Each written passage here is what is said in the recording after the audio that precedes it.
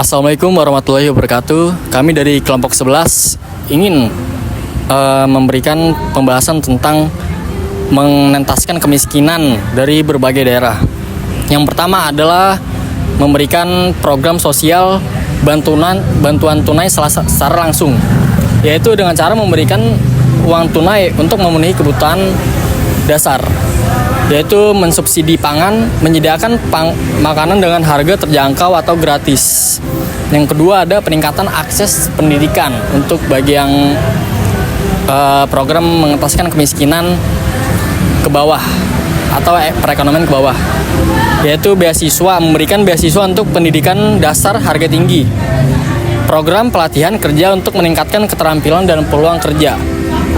Lalu menyediakan asuransi kesehatan gratis atau bersubsidi, menyediakan layanan kesehatan di daerah terpencil. Lalu mendorong partisipasi masyarakat dalam perencanaan dan pengambilan keputusan.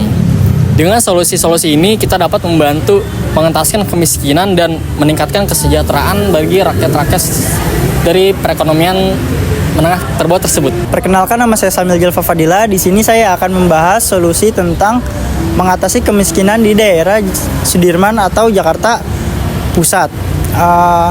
Yang pertama dengan cara membuka lowongan pekerjaan seperti UMKM kecil, memberikan akses modal melalui kredit mikro dengan bunga rendah atau tanpa bunga. Lalu pengembangan infrastruktur lokal, membangun fasilitas umum yang lebih baik seperti pasar tradisional, pusat, dan komunitas. Di sini saya akan membahas tentang solusi, yaitu perekonomian menengah ke atas yang ada di Puri, terletak pada Jakarta Barat. Yang pertama itu pengembang infrastruktur, yang contohnya itu seperti transportasi, meningkatkan aksesibilitas transportasi umum untuk busway dan MRT. Yang kedua itu ada fasilitas penduduk, memperbaiki fasilitas umum seperti taman kota. Yang kedua itu ada promosi pariwisata dan kuliner, contohnya mengadakan festival lokal yang menarik wisatawan domestik dan internasional.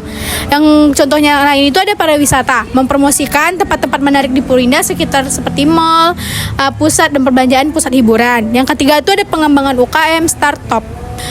Yang contohnya itu kayak dukungan pemerintah, memberi insentif dan fasilitas bagi UKM dan startup. Sekian, terima kasih.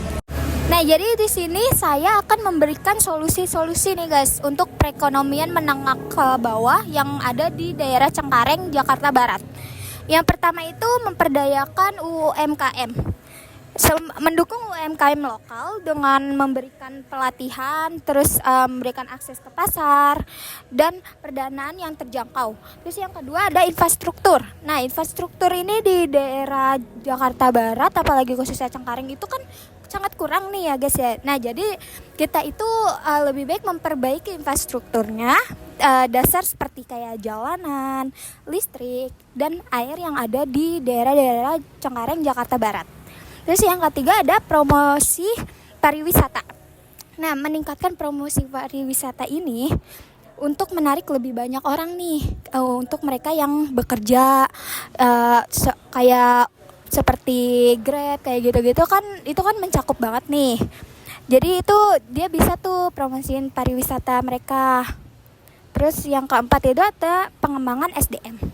Nah, di sini melalui pelatihan dan pendidikan untuk meningkatkan keterampilan dan produksi tenaga kerja di daerah Jakarta Barat ini. Yang terakhir itu ada kerjasama dengan swasta. Nah, banyak banget nih sekarang kan pekerja kan ada yang kerja sama swasta ya guys ya.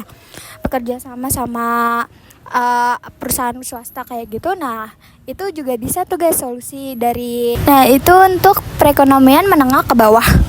Nah, yang ada lagi nih satu lagi, aku mau nambahin satu lagi ya guys.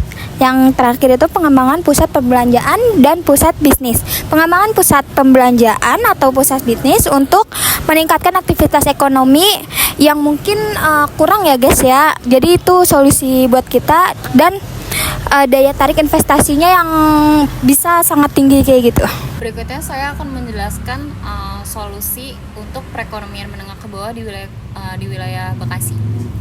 yaitu yang pertama, peningkatan akses pendidikan, menyediakan beasiswa dan program pelatihan keterampilan. Yang kedua, dukungan usaha kecil dan mikro, akses pinjaman mikro bunga rendah dan pelatihan kewirausahaan. Yang ketiga, perbaikan fasilitas kesehatan, peningkatan layanan kesehatan gratis atau terjangkau. Yang keempat, stabilisasi harga kebutuhan pokok, program subsidi dan pengawasan harga pangan. Yang kelima, pengembangan infrastruktur, peningkatan kualitas perumahan dan akses air bersih. Dan yang terakhir, program bantuan sosial, perluasan jangkauan dan peningkatan efektivitas bantuan sosial.